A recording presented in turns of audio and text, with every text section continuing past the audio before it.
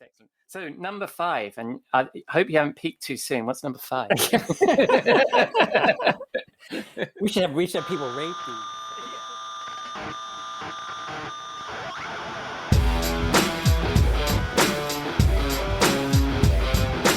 Hello and welcome to episode 78 of Rockstar CMO FM. The M is for marketing and the F is for, well, you decide. As you're probably wondering, does the world need another effing marketing podcast? I'm your host, Ian Truscott, and this weekly podcast serves as my excuse to chat with marketing friends, old and new, that I've met through my career as a marketing leader, consultant, and trusted advisor, and hopefully share with you some marketing street knowledge that'll bring out the Rockstar CMO in you. Come say hello. We are Rockstar CMO on Twitter and LinkedIn. This episode was recorded on Friday the 3rd of September. Thank you for joining me. I hope you've had a good week and you are well, safe, and staying as sane as you feel you need to be. This week, I chat with Rockstar CMO advisor Jeff Clark. We continue our mini-series with Christina discussing her book and her grit marketing methodology. And I kick off my weekend with a trip to the Rockstar CMO virtual bar with my friend and content marketing guru, Robert Rose. Right, let's get started, shall we?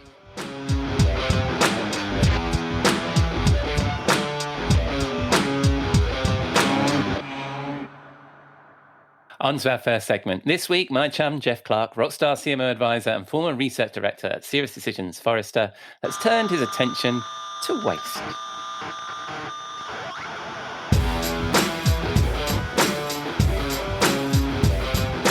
Welcome back, Jeff, to Rockstar CMO FM. How are you, my friend?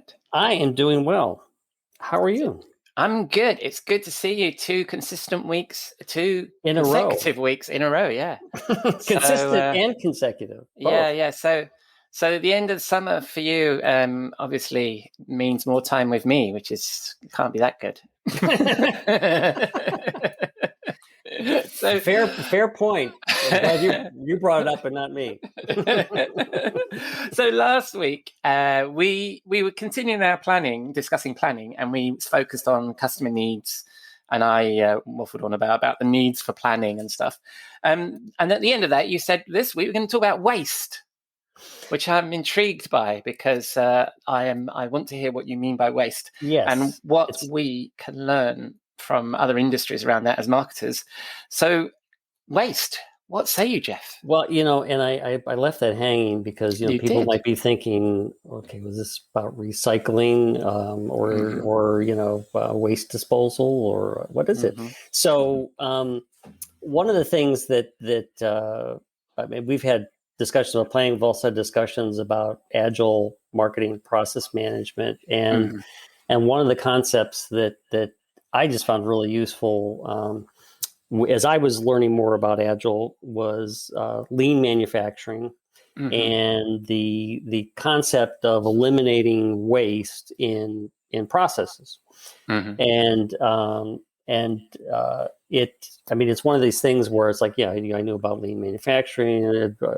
I'd certainly experienced agile from a variety of perspectives, from web development, just understanding how the software development process goes. And then I went to a workshop by a group called Agile Sherpas. Mostly, I think they're in the U.S. doing training on agile marketing. So there was this, part of the workshop where they were talking about work in process, which is a very, manufacturing concept. And they started to make this kind of interpretation of the lean manufacturing concept of the 8 causes of waste to agile marketing. And really, it's like, the more I thought about it, it's like, well, and as I've presented this and discussed this with clients when I was working at Forrester Serious Decisions, they were like, well, it kind of fits into agile, but it really is something that can be applied in any process because one of the definitions of lean is that it's about delivering more value to the customer. So, and frankly, if you're not working on delivering more value to the customer, then you shouldn't be in marketing. And if you are trying to deliver more value to the customer, then this episode of Rockstar CMO is for you. It's for you. And lean manufacturing. I mean, there's more than just eliminating waste. There's kind of design out inconsistency. There's trying not to overburden resources. So it's right. And there's all these the Japanese terms of design out Muri, design out Mura, eliminate Muda, and Muda is waste. Right. So anyway, I think that it is something. As I said, so it's related to planning then. It is related to planning, and in Agile, so often we think about Agile processes as the execution of there's the Scrum team and they're doing work, blah blah blah blah, and we sort of we forget about the fact that there's a lot of upfront work that has to happen to, develop what the backlog of work to be done. Then there's the execution of the work, and then there's the part where we review what we've been doing and understand how we're going to do it better. And so these 8 causes of waste, or these 8 things to investigate, really fit into kind of that planning phase, the execution phase, and the review phase. Right. All right. So you've got 8 of those. So shall we run through? I have got. Let's roll through them. Okay. So what you got? In the planning phase, one of the things you want to eliminate conflicting priorities. Right. So, there's always the squeaky wheel gets the grease. Somebody comes in and says, we gotta, my project is higher priority than your project. Yeah. And so that's part of, again, it's an Agile, but this should be part of any group that is running a team that is executing work, whether it's a campaign team, whether it's a creative services team, the web team, digital, et cetera. They should be thinking about, okay, how do I prioritize the work that's coming ahead? And oftentimes that means I have to spend time talking to my internal customers about what they're, if I'm in a more of a services role, I get to talk to the customers about what's the incoming work going to be. If I'm sort of running my own kingdom and playing it myself, then I need to prioritize what's the work that's coming down the pike. Yeah. So that's one. Then the second is to identify dependencies. Right.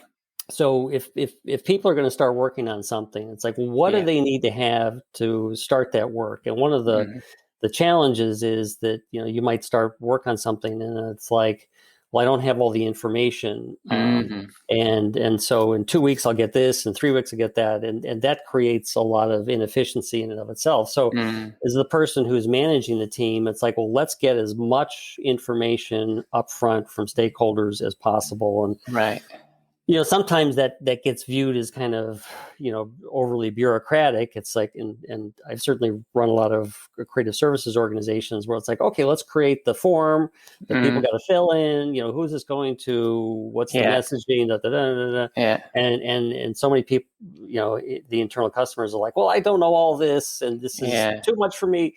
But frankly, if they're not gathering that information, they're not able to provide it to you. Then it's just, you're basically starting out inefficient from the get-go.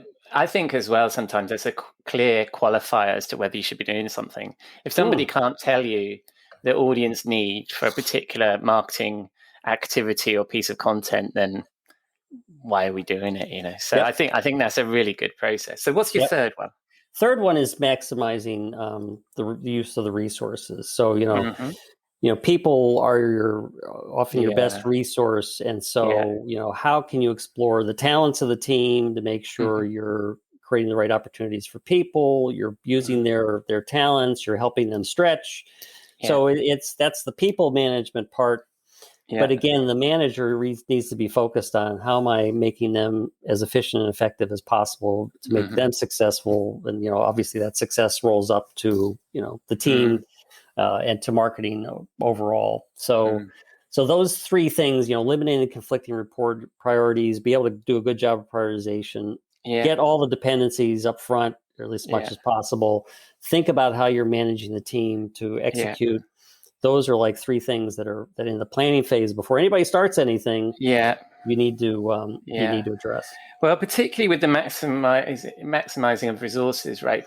Because we often as marketers don't, we have a matrix of resources, if you like, at our disposal, like freelancers, agencies, staff internally, subject matter experts are outside of our business, and getting that all marshaled and it's part of it, identifying those dependencies and getting that figured out is really kind of like just in time manufacturing, isn't it? I mean, it's like, I need the content writer to be available then so that I like that. So what's number 4?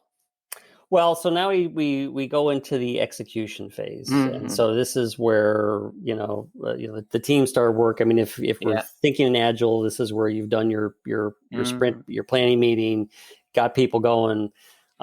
So one which relates to what we were just talking about is you got to reduce unplanned work.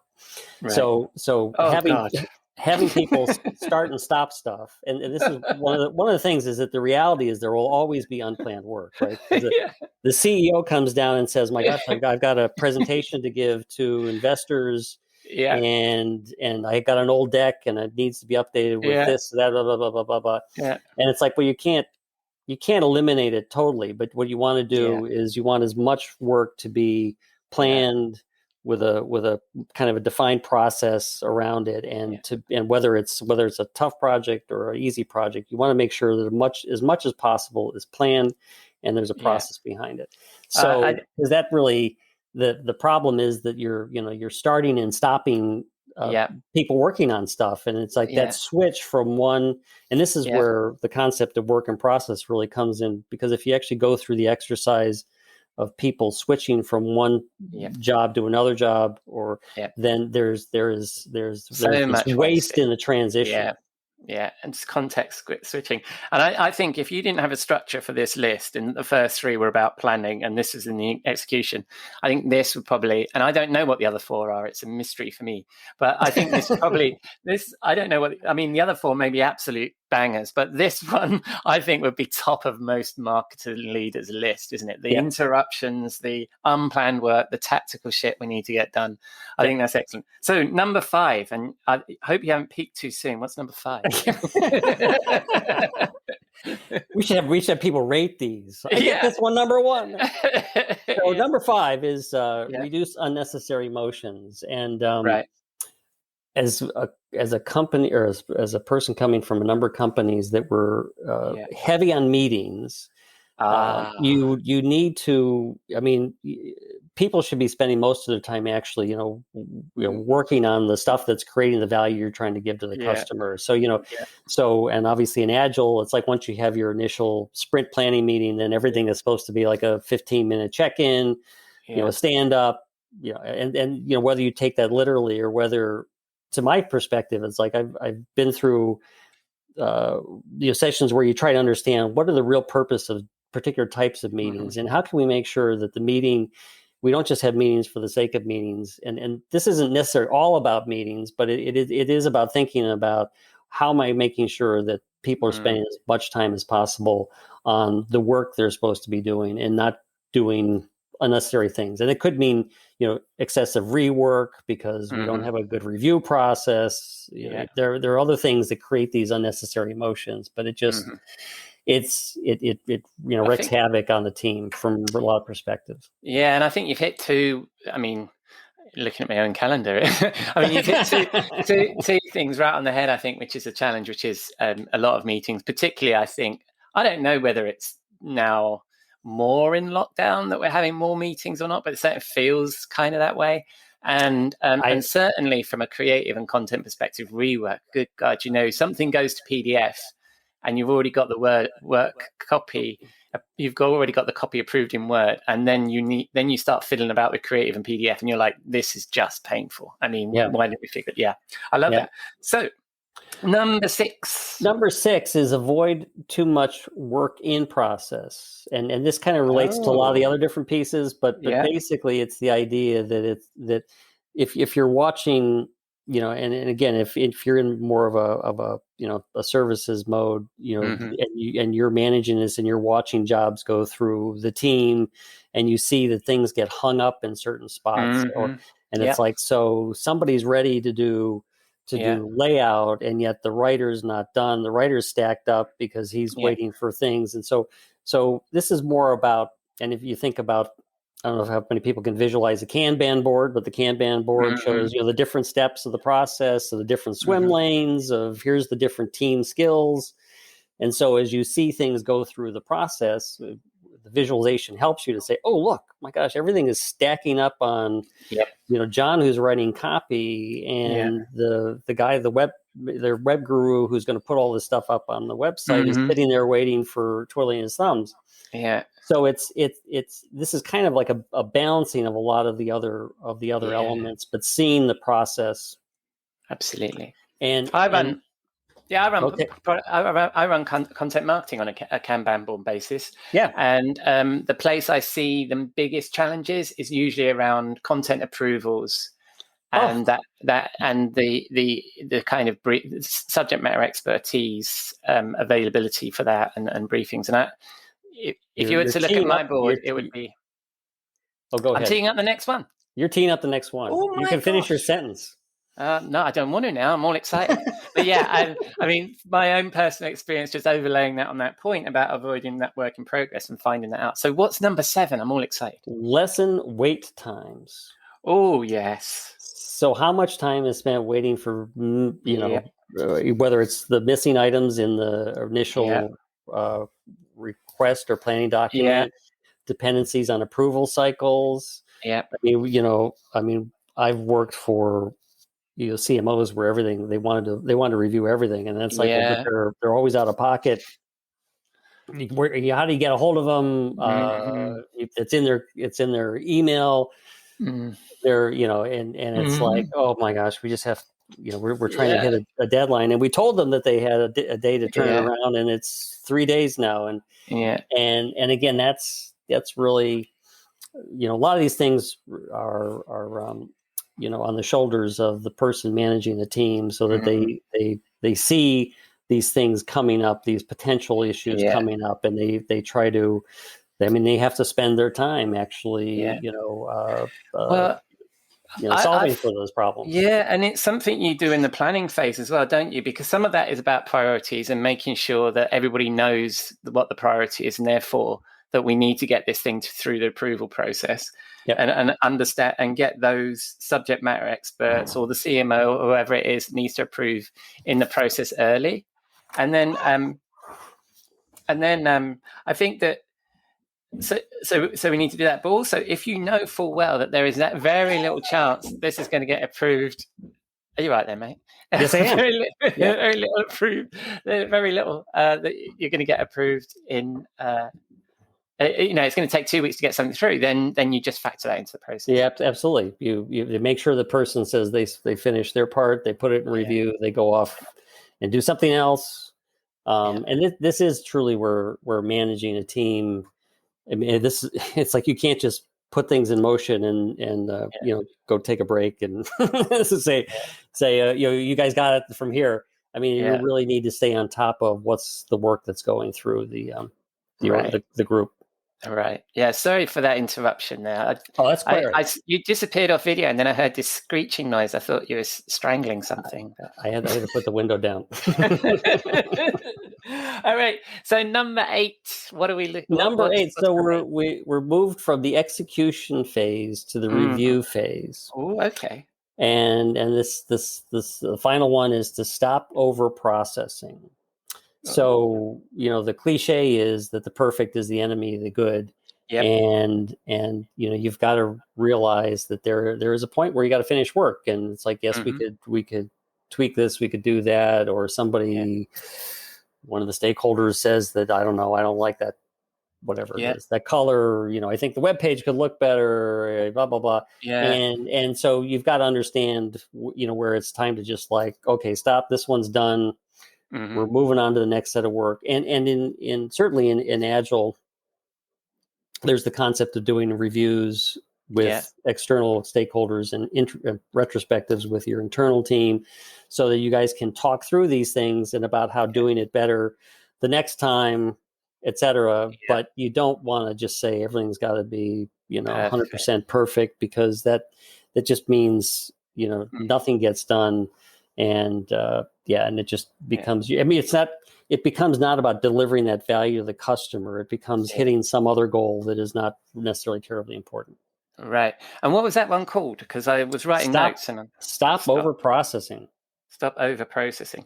I love that. And then because also if you're in, we really need to think like this in marketing, because or especially if you're working agile, is that you've got to iterate. The thing that you've just created, however unperfect somebody may perceive it to be, is presumably better than the thing you have already. So for the person who's experiencing that, they're going to get a better experience than they had before. You know you can provide even better than that. So then just do another rev, do another iteration, but don't keep gilding this particular lily. Just go, and then prioritize that iteration against all the other things you need to get done.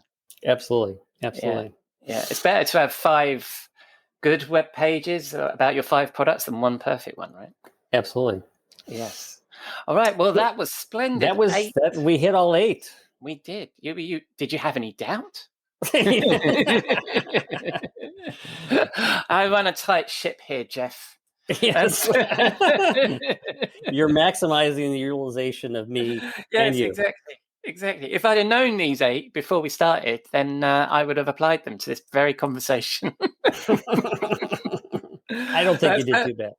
I love that. And so that's the reducing of waste. And so I shall. I really need to write up some of these things that you share with us. These 8. I'm going to have to put these into a blog post. I will. I will send you my notes, and I did choose a song for this one, by the way, which we didn't discuss beforehand. Oh, I'm in for a shock. You're in for a shock. Well, what's the track for this week? Well, I couldn't get it out of my head. Because there are times for waste, but not at work. So the tune I was thinking was "Wasted Away" in Margaritaville by Jimmy Buffett. Oh, nice. And that'll go well with our session in the virtual bar with Robert later, where he's... Yes, I want to tee up the bar. I like a good margarita, particularly in the summer. So that's Wasted Away, Margaritaville by... Mr. Jimmy Buffett. Jimmy Buffett. Well, we shall play out with that. And I was thinking What a Waste by Ian Dury and the Blockhead. So I wasn't thinking of anything contemporary either when we were talking about waste. So, so we'll play out with that. And will I see you next week? Well, we have to. We need to figure out on a calendar. I guess. Yes. Yes. Splendid. All right. Well, if we don't, then I'll leave that as a mystery for the listeners, and they might have to listen to me ranting on again. But in the meantime, if people spin the dial on the interwebs, where they're going to find you, Jeff? They will find me at rockstarcmoadvisors.com, as well as on LinkedIn. Splendid. Well, always there. Yeah, it's actually rockstarcmo.com/. That's right. Sorry, I had a margarita before I joined the call. I love it. All right, mate. I'll see you next week. Sounds good. Yes, buddy. Bye-bye. Take care. Bye. Watching the sun bake. All of those tourists covered with oil. Strumming my 6-string on my front porch swing. Smell those shrimp, they're beginning to boil. Wasting away again in Margaritaville, searching for my lost sugar salt. Some people claim that there's a woman to blame, but I know it's nobody's fault. Thank you, Jeff, and a late 70s classic there, Jimmy Buffett, Margaritaville. I suspect my regular punter in the Rockstar CMO virtual bar could certainly waste some time there, but we'll hear from Robert Rose in a bit, and in the meantime, it's on to my guest, Christina Del Villar. Christina has had an impressive 25-year marketing career in Silicon Valley, holding senior marketing positions at Fortune 100 companies and startups, and she shared that experience and the methodology she developed along the way, helping those businesses grow and scale in her first book, Sway, implement the grit marketing method to gain influence and drive corporate strategy, which this week became an Amazon bestseller.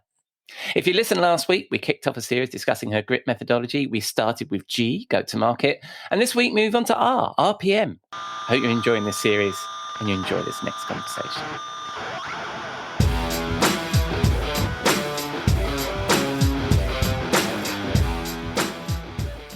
Hello, Christina. Welcome back to Rockstar CMO FM. How are you? I am doing great. Ian, how are you? It's been I'm a very good. short week. Yes.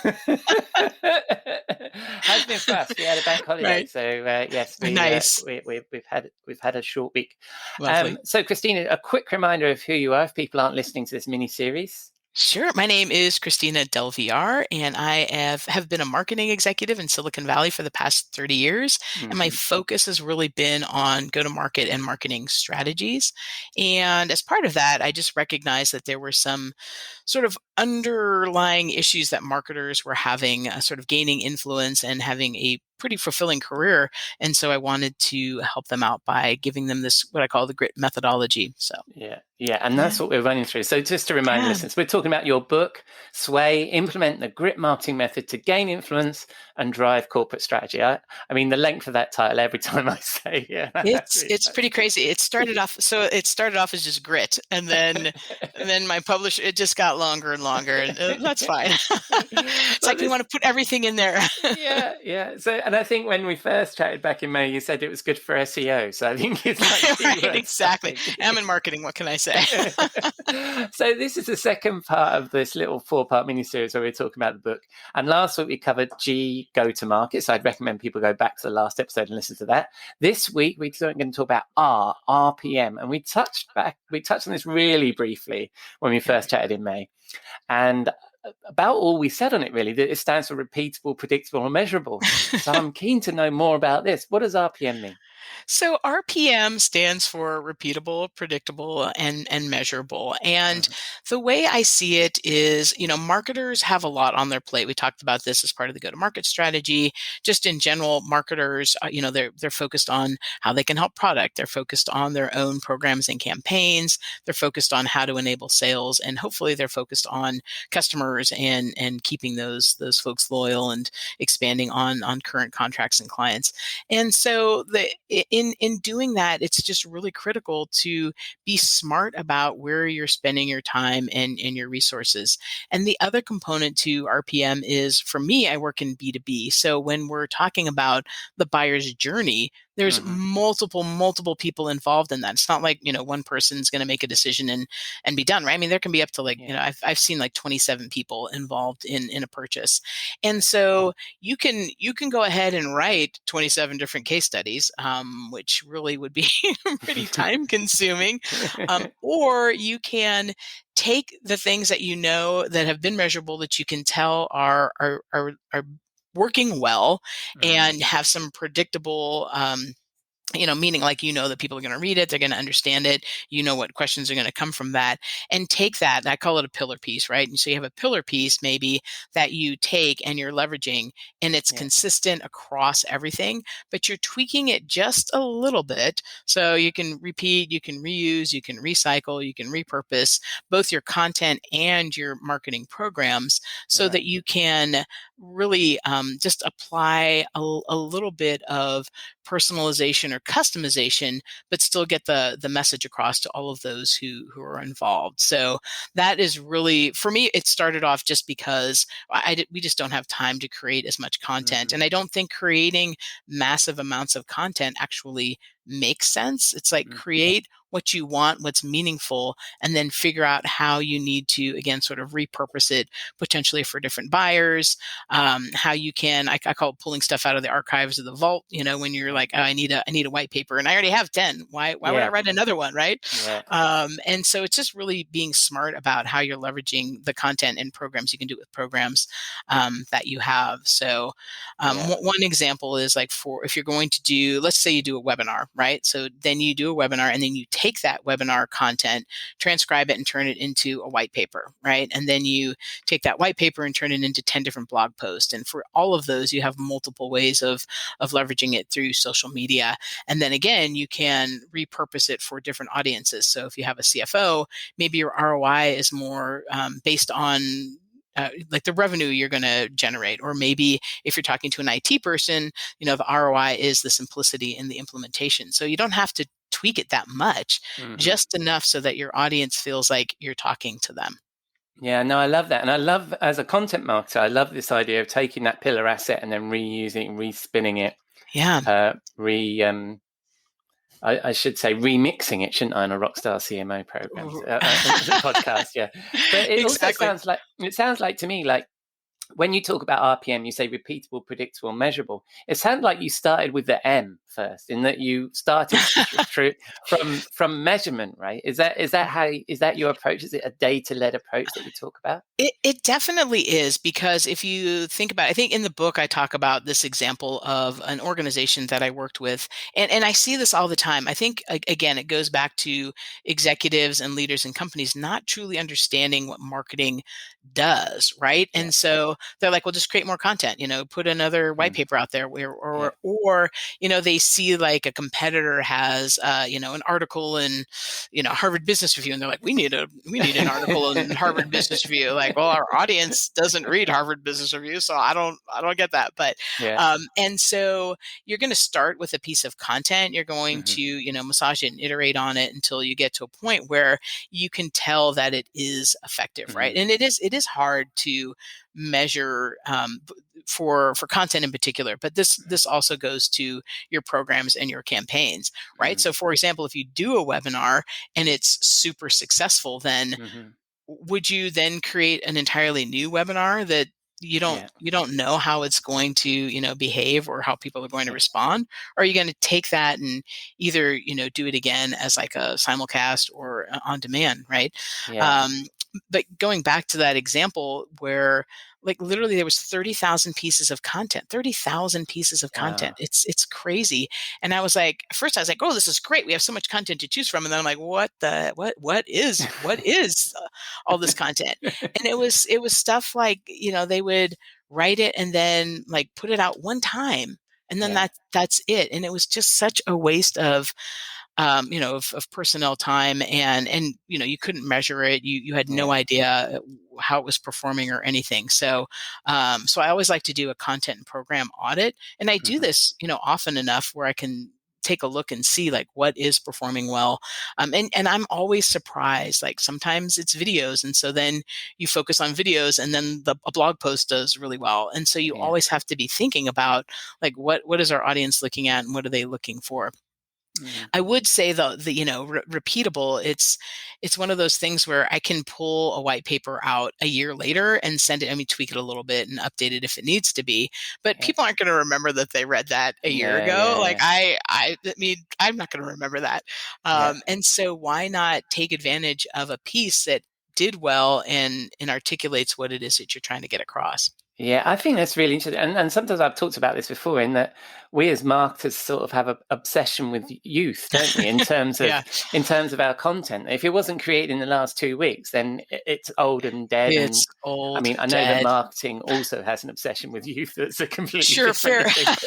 Fair enough. When it comes to content, it also applies, doesn't it? And that we just don't seem to look back at our content catalog and look at what we could use for this particular campaign. We always think we need to create new stuff. So how do you how have you managed to change that when you've talked to organizations, and what are the techniques you describe in the book? Yeah, I think for example, the first thing I normally do when I go into a company is do an audit. Again, do an audit of their programs, their campaigns, the content that they have, and really try to get a sense of why it was created in the first place, who the target was, and how successful it was. And that's not to say that a piece might not have been successful that go round, so you just toss it out. It might be you just you get rid of it, but it could be like, for example, maybe it was too technical, and so that, like for a webinar, for example, maybe it was too technical for somebody who hasn't purchased your product yet. but Yeah. it's great as an advanced training for your customers, right? So you Yeah. take that webinar and now you push it out to your customers as like a special advanced VIP training. Yeah. And that's like without having to create a whole new webinar. And Yeah. now you're making your customers happy.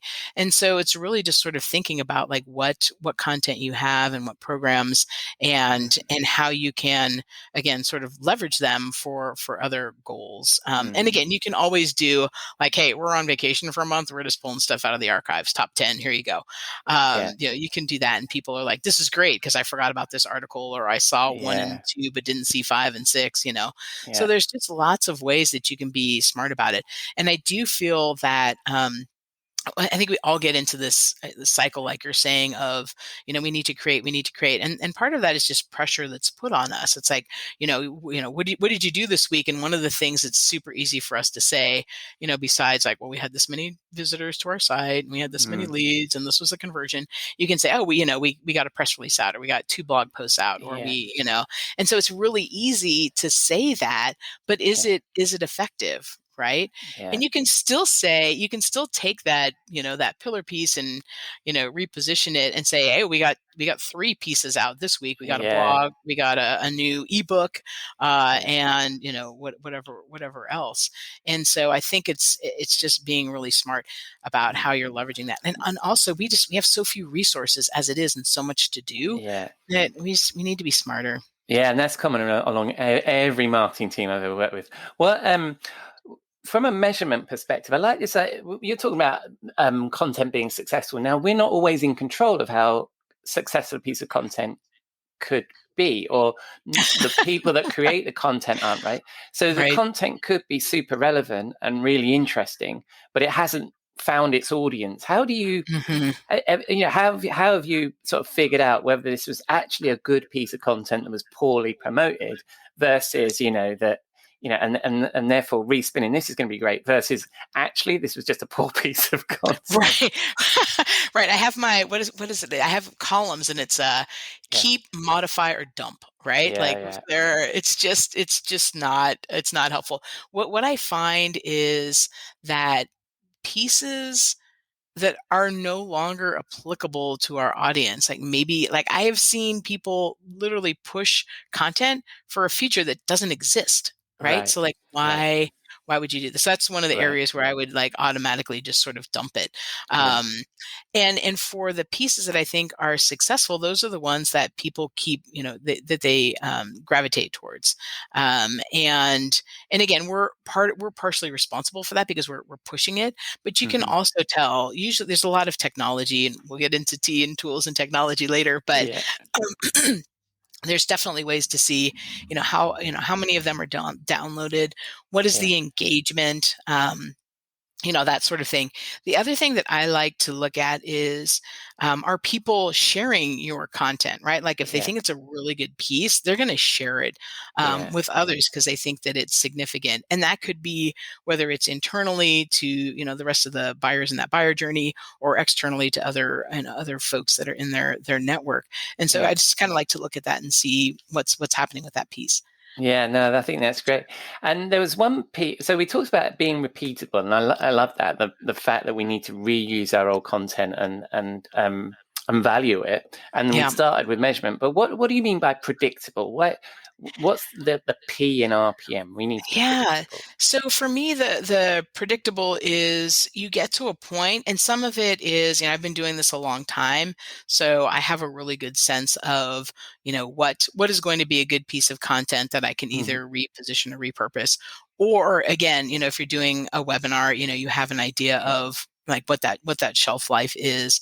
And so it's getting to a point where whether it's through technology or through sort of your years of experience, how this piece is going to perform, or how this kind of campaign is going to perform. And to get even deeper, again, with our tools, we can really tell, like how this is going to perform with this type of customer and our target audience, right? I mean, sometimes it takes a while to get to that point, and that's what we're trying to do, though, is we're trying to get to a point where it is predictable, Right. so that we know if we put this webinar out, we'll have this many people attend. This is Right. the conversion that we'll have, and this is how long it will take until it converts to revenue. Right. So it's not just the predictableness that we talk about in content marketing, that we are going to show up every week with a particular piece of content. It's actually that we can predict the performance of the content we're creating. Exactly. Oh, Yeah, perfect. yeah. Yeah. And I think that, I mean, we're all pretty savvy, and, you can call it your gut, you can call it anecdotal, you can leverage the tools and technologies, but I mean, you yourself, you have a good sense of how a piece is going to perform, right? When you do that. And then again, that goes back to the repeatable. If it performs as you predicted, and it hit the targets, and it did what you wanted it to do, why not continue using it, maybe in a different format, or pulling it out 6 months later, or whatever. So that's perfect. All right, that's it. We've come up to time again. So oh my gosh. I know. So that's the R in grit, which is RPM, which is repeatable, predictable, and measurable. And as a reminder, your book is called Sway: Implement the Grit Marketing Method to Gain Influence and Drive Corporate Strategy. Next week, we'll be discussing the I in grit, which is intention, if I remember correctly. Yes, that's correct. And in the meantime, and thank you very much. We're halfway through this thing. Thank you very much, Christina, for coming on again. But when folks spin the dial on the interwebs, where are they going to find you? They can find me at ChristinaDelVR.com, and they can find more about the book at SwayTheBook.com. That's pretty fantastic. Simple. Thank you very much, Christina. And I'll see you next man. week, and we'll be talking intention. Intention. Let's do it. Cheers.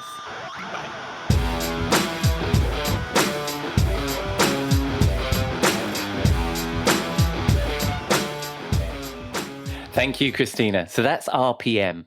I love Christina's love of when an acronym comes together. Next week, we move on to I, intention. I will, of course, include a link to the book, all her links in the show notes. Please look her up. Writing a book and promoting it is hard work. And if you're enjoying this conversation, I'm sure she'll be delighted to hear from you. Right. It's that time of the week. It's Friday evening, time to wind down. And while it might not be Margaritaville, join my friend and content marketing guru, Robert Rose, in the Rockstar CMO virtual bar.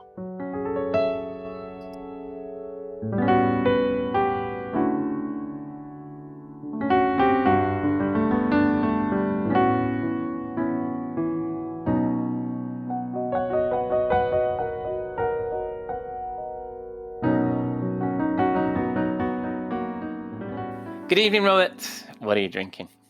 Oh, hello, my friend. It's nice to see you here in the bar. I mean, I guess we're almost getting to the end of summer. I mean, it's getting close here. Yeah. It's here. I mean, it's going to be hot here in Southern California for some time, but here in the bar, I think we're starting to feel the first part of fall, because football is upon us. Of course, American football is upon us, and so I'm very much looking forward to that. Yeah. And so tonight, I thought we would basically celebrate the end of summer, the end of the heat, as it were, with a summer drink, typically a summer drink, but also sort of, as we start getting some of our time back and starting to think about, the summertime and the time that we have for vacation, the time that we have for relaxing, and as we move into the busier part of the year, certainly for those of us that are involved in marketing and conference season and all those kinds of things that are going to start taking our time back. So a little play on words here. I'm making us what I'm calling a my time. Nice. Which would be basically a little bit of a twist on a Mai Tai. Very, fun little tiki drink, usually with an umbrella in it of some kind. And of course, the classic Mai Tai with white rum and a little orange curacao, a little lime juice, of course. And then I put in a little dark rum too, just to, you give it a little bit of a color there. And of course, more rum is better than less rum. Absolutely. And then some mint. Yeah, putting in a little mint as well. Nice. We'll That sounds splendid. And I've not experienced a Mai Tai with dark rum and light rum in it, so that sounds absolutely delicious. I'm a big Well, fan one of the things dark that's rum. key here is that if you get it's really about the presentation more than anything else. So you of course mix all these things together in a shaker, the white rum, but don't put in the dark rum yet. Put in basically everything else into a shaker, shake it up, pour it over ice, and then add the dark rum on top, and you'll get this beautiful little layer of rum there that's just absolutely spectacular. Oh, that sounds delicious. And with the welcoming back of the football season, if I can just plug your podcast with Joe Polizzi and This Old Marketing, I'm going to be pleased to hear NFL talk instead of NFT talk, if that's yes, that is almost assuredly true. That's right. And that really, right. honestly, although both will probably enter into the picture at some point. Yeah. Although don't worry about your international audience. Stick with the NFL over the NFTs. Yeah, right. Anyway, so I'm going to start mine off and see if I can create my own Mai Tai based on the ingredients I have on my desktop bar. I'm going to kick off with some ice, which I believe you did as well. And then, that's cool. That sounded like a genuine, this is the genuine bottle. This isn't me fiddling about with sound effects in my new role as 1950s radio play producer. That's right. This is me Hendrix Luna Gin, which is this wonderful stopper on it. Splop a bit of that into the thing. Genuinely doing it. And then, what did you put into yours? Well, there's white and dark rum, which it doesn't sound like you're going to have, although there is. Is there a dark gin? I don't think there's really a dark gin. Oh, that needs exploring, doesn't it? That does, doesn't it? A sort of a aged gin that would, I don't know what you would put in it. I'm not sure that would work at all, but sounds interesting. But in the meantime, while you were distracting the listener with that wonderful idea, I've slipped in some Indian tonic water into my my glass. I see. Not curacao or not, lime, of course, but yes, close enough. I've used the most exotic ingredients I can find on my desktop bar. Yeah, it's the English version of a tiki drink. Yes, it is. Yeah. And I don't have an umbrella either. No, I'm sure you. Well, you do have an umbrella, but not one that would fit into the glass. No, sure. That's true. Yeah, being British, there's one just over there in my work bag for sure. Let me give this a try. Oh, that's delicious. I do like that. That is definitely what I'm going to drink during my time, and I think this evening is going to turn into my time. Very nice. Thank you very much, Robert. You were so I've just given the name away, haven't I? What do we call it? That was the My Time. Yeah, that's what we called it. Yeah. Absolutely delicious. And I was going to make another reference to your podcast when you were talking about umbrellas, because apparently the kids have got to be careful about umbrellas in their drinks. According to your friend Joe Polizzi. Yes, they have to be careful, I guess. This was something I just learned about. Yes. I won't share it here. I'll let people go and listen to your podcast about Joe's stories of sending his boys off to university, which is really cool. But I imagine that there are at least a couple of people that I know that listen to this and to your podcast as well, so they know what we're talking about. Where would we be drinking these and being very careful about keeping an eye on our umbrellas? Here's the thing. Last week we ended up in Mallorca. Yes. And I now have sort of travel fever, as it were. Nice. And so I realized that one of the places that we have not gone yet is really, I think we went to Brazil once, but we have not gone to South America. And one of the reasons is because I have not gone to South of America, and so I often overlook it. And so I wanted to not overlook it, so I started looking around for places for us to go, and I think I found a place that So in Peru, of course, the immediate knee jerk is to go, oh, you've got to do Machu Picchu, right? And of course, at some time in my life, I am going to get to Machu Picchu, and just because that's you have to do that as part of your life at some point. And so hopefully I'll do it while I'm still in physical enough good health to be able to walk up that hill. But where I really wanted to go was this place called Cusco. Have you heard of this place? No. Yeah, so there's this little city. It's not that little, actually. It's 400,000 people strong, I believe. And it is inland, up in the mountains, and it's just spectacularly beautiful. I mean, it looks amazing. And of course, I know nothing about it. But it looks like a wonderful, wonderful place to be. I have no idea whether drinking our Mai Times there would be appropriate, or whether we should be having things like, rice and great, steaks or something like that, or quinoa, as it were, but it just looks like an amazing place to be, out in the middle of nowhere, quiet, and just like a wonderful, wonderful place. So I encourage all the listeners to look up Cusco, Peru, because I definitely want to go there. Yeah, and I love the idea of us having this Me Too time and these Me Too drinks too. It's like, no, that's not. Yeah, that is what we're drinking this week. Yes. Yeah. Some more gin. More gin. So that sounds wonderful, and it's so peaceful and beautiful. And we've got these lovely drinks, and of course we're talking about high art and history and culture, and then finally we get around to the topic of marketing. What are we going to be discussing this week? Yeah, it's got to do with time. So you'll see, that we actually do put a little thought in here in the bar about theming our drinks, but it does have to do with time. Have you ever heard of the quote that often gets attributed to Einstein that says, if I were given 1 hour to save the planet, I'd spend 59 minutes defining the problem and 1 minute resolving it? It sounds about right. Sounds like something he'd say anyway. Yeah, well, he didn't, of course. He didn't say that. And there are so many versions of that quote that are, that always go around. There's one that actually, from it's funny. It's from 1973, which of course is 12 years post his death. He was that good. Yeah, it's he's still speaking. But the idea is, if I were given an hour to do a problem, on which my life depended, the quote says, I'd spend 40 minutes studying it, 15 minutes reviewing it, and 5 minutes solving it. You often hear versions of it like, if I had an hour to solve a problem, I'll take 55 minutes to look at the problem and then 5 minutes to solve it. It gets used a lot, right? Yeah.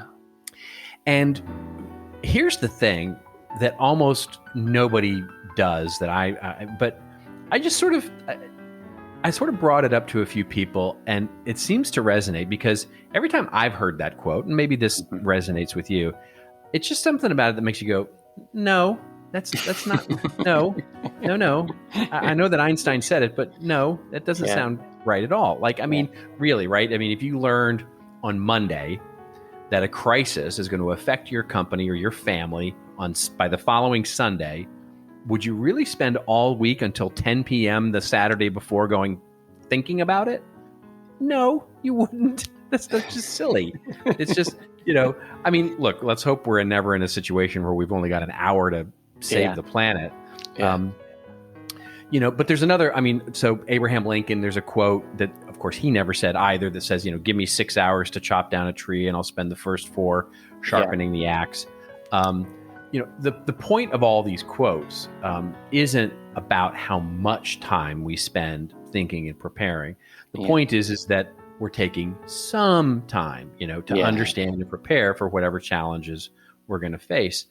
And the thing is, we don't, as humans, but specifically as businesses, we don't do that very well, right? We're not terribly rigorous in defining the problems that we're trying to solve or planning and looking at that sort of thing.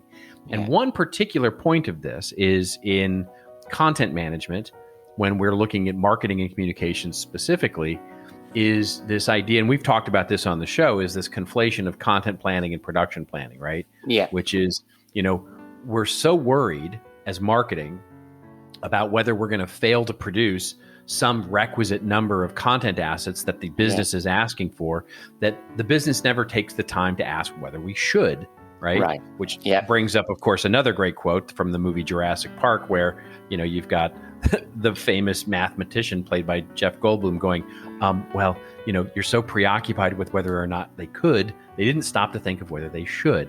Yeah. And And so we skip it, right? We skip this because we're so worried about how fast we can produce stuff and we skip right from the whether we should create this piece of content to how are we going to meet all this InDesign, Adobe, Microsoft Word, PowerPoint, Photoshop madness that we've gotten ourselves into. We don't do content planning, we do production planning. And so what that means is that you've actually got to stop and take the time to bring people together regularly, not just once a year when you all get together at the hotel and have pizza, but to think about what should be done and what shouldn't be done, more importantly. And it involves considering content ideas and needs and updates and requests without worrying about how to get it all produced. Because I hear this pushback all the time. When I start suggesting this as a part of the process, what the pushback is from usually deeper in the organization from those who request content is like, well, that sounds like it's going to slow us down. Yes. And what if we don't have time then to create all this content because we're spending, and I'm like, look, I'm not suggesting that you spend 98.3% of the time, by the way, which is spending 59 minutes thinking about a problem in 1 minute. That's 98. I'm not suggesting you spend that. Yeah. Right. But spoiler alert, it is going to slow you down, and you should slow down the creation and planning process. But the benefit you get is that speed and agility and clarity of purpose that you get on the backside of things. And it's, to close out here and to paraphrase another thing that Einstein never said, it's like we can't solve a content problem using the same mindset that created it. And so that's what I'm thinking about as we dance around in Peru. Yeah, I love that, and I love that. We talk about planning a lot on this show, and it's finding the time to do that and to put the priority on that over the top of execution, because there's a certain level of fulfillment, both personally and as a group. Right, is you getting shit done, and it feels great, but you're doing the wrong stuff. Or, you could have done better, or, and you're missing these opportunities that you don't see because you don't do the planning. It's this, it's the same energy. Yeah. And I struggle with this, honestly. Yeah. It's the same energy of sitting down before you go to the grocery store and putting a list together. And what do you do? If you're like me, what you do is you start to go, you open up the refrigerator and you go, got to go to the grocery store. All right, let's go. And then you start to put that list together and you go, you know what? I'm just going to figure it out when I get there because I don't want to take the time, right? It'll just take me too long to sit down and put together the list. Yeah. And then you get to the grocery store and you either forget something inevitably or you buy way more than you needed. You come home with that, that you're like, oh, of course we need butter, right? And you come home and you've got 5 cases of butter in the refrigerator and you're like, well, I guess another, And so, and it's the same energy. It's the same energy in business, but only here what we're talking about is content, right? And it's like, we believe it's just going to be a lot easier to just deal with it as it comes in. Yeah. And candidly, it is. It is easier to just deal. It's easier. It's not, doesn't mean it's, we can scale to it and we can actually physically accomplish it. Yeah. But it is easier to not deal with it than it is to deal with it, because dealing with it means suggesting to some people that their idea isn't that great and we shouldn't do that. And suggesting to other people like, I know you want to do that, but you should wait. Yeah. And, so it's really, Michael Porter, as we've talked about on this, talked about the 5 forces in strategy. And one of them is deciding what not to do. Yeah. And it's one of the 5 core forces. And it's a huge piece of planning, which is deciding what we're not going to do. And in content, we just so rarely do that because the risk is seen as being so small. It's like, well, why not just do it? Why not just produce that white paper? Why not just produce that blog post? Why not just produce that crappy infographic? What could hurt? What could it hurt? Yeah, we got some bandwidth with the freelancer. We'll just toss it over there and we'll do a poor job. But hey, we'll get it done. It's just one more piece. Of course, it's just throwing another piece out there. It can't hurt anything. Yeah. And the answer is yes, it can, first of all. Yeah. Because we need to remember that there's no such thing as an impartial or sort of a neutral content experience.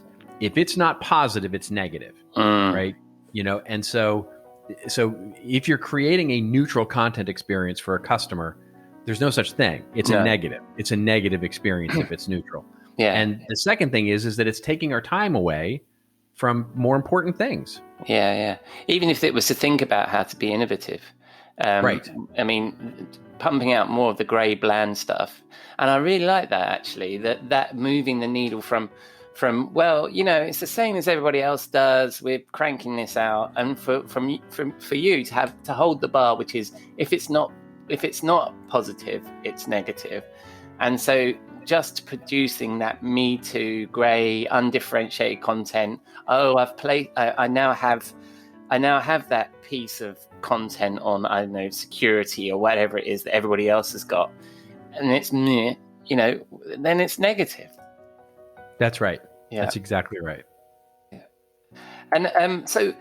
And as I always ask you on when we talk about these things, what advice do you give about lifting ourselves out of this, and how do you say no nicely to these folks that really think their thing is the most important thing? Well, the answer is that you can't show it until you do it, right? And so in other words, you can't really demonstrate the benefit of planning until, and of course, what we're talking about here is the famous, plans are useless and planning is everything, right? Yeah. And so the list, the grocery store list, the project list is not the important part here. It's the making a decision about what is important for us to prioritize. And so once you do that, and once you start executing against that, the messiness is okay. Yeah. I'll give you an example of that, because one of the things that somebody said to me is, well, we don't really get a lot of value out of our editorial calendar. And I said, but you have one. And he said, well, yeah, we have one. And it's like, right. It's not that you adhere to the calendar, because you don't. It's messy. Life is messy. Stuff gets in the way. But the fact that you at least know that you're going outside the bounds, right? You know that you're breaking the rule. You know that you're improvising in the moment. That's what gives you. It's the organization that gives you the ability to improvise. And so, what tends to happen is when we put this in place, is that it kind of works and it kind of doesn't. Right? From okay, the list was great. You get to the grocery store and you go, yeah, I would have remembered butter. I would have remembered not to get, but I would have done that, but it's that confidence in your head that allows you to improvise and go, you know what? I am going to buy an extra thing of butter now because I want to, and, and all of that. And what you see after you start doing it and demonstrating it is, yes, it does slow down the process in the beginning, but it exponentially speeds up the process in the end. And once you can demonstrate that, now all of a sudden you're talking, right? Because now you've managed to speed up the entire process and make it more efficient and effective, and given your time to think about quality over quantity and all of those wonderful things we talk about. But at the same time, you've now given yourself time back in your business to think about other things. And that's where creativity comes in. That's where innovation comes in. And you're not just checking the boxes. Yeah, and I think and that time element, we should discuss this one time in the bar. And I've never suggested a topic before. I always just go with whatever you've got. But I think that time thing is interesting because the perception of the efficiency of the time, and we just assume that everybody's, we don't, it's not like we're in an agency and if you're an in-house team anyway, you don't track time sheets and all that kind of stuff. It's very hard to do a retrospective on time. And I think once you start understanding that and communicating around how much time something's going to take and the efficiencies that we can gain, unless you know the time, you can't really rate the efficiencies and stuff.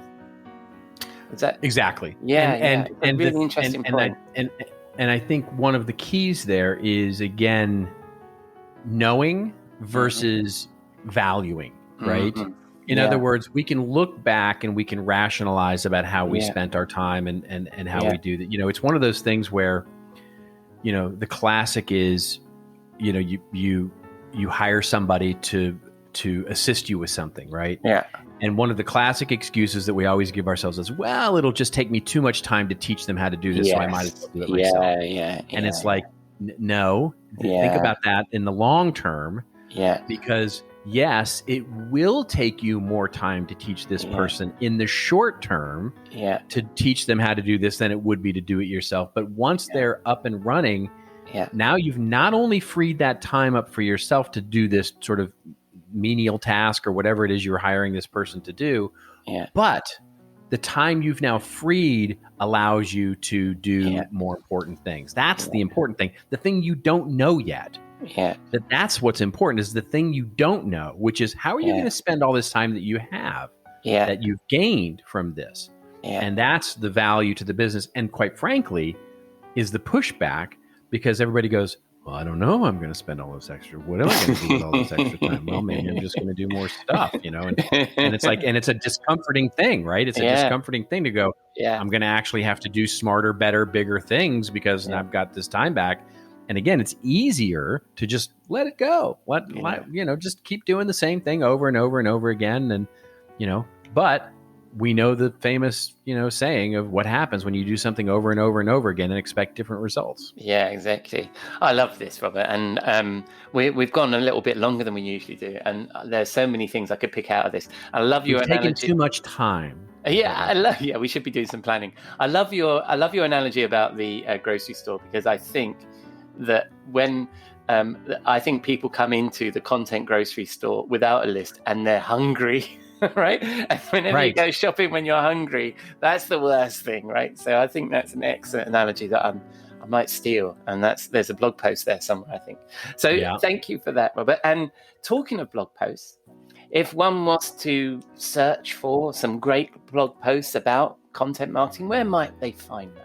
Well, if one wants, one should. And if one should, one could go to contentadvisory.net, where one might find some good posts about all the things that we talk about here. That sounds splendid. And if people spin the dial on the interwebs, where are they going to find you?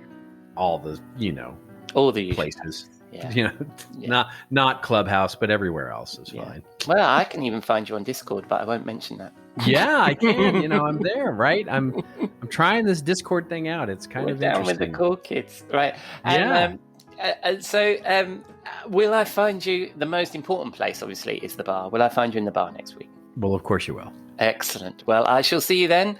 And thanks for the excellent drink recommendations and for your advice. I'll see you next week. You bet.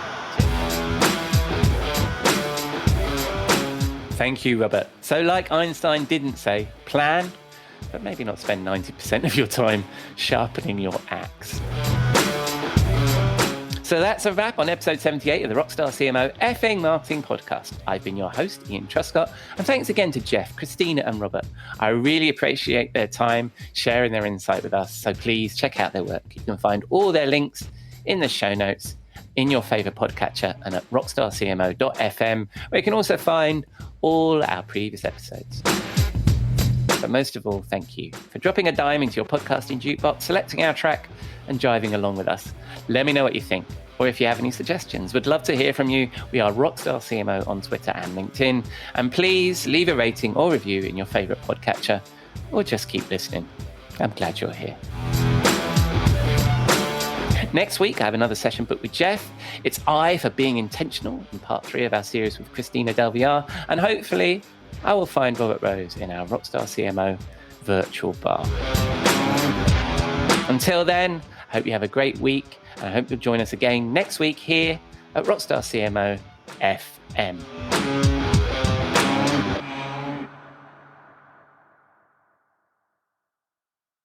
You may know you're listening to this show along the Marketing Podcast Network, but did you know there are other great shows on MPN to help your business?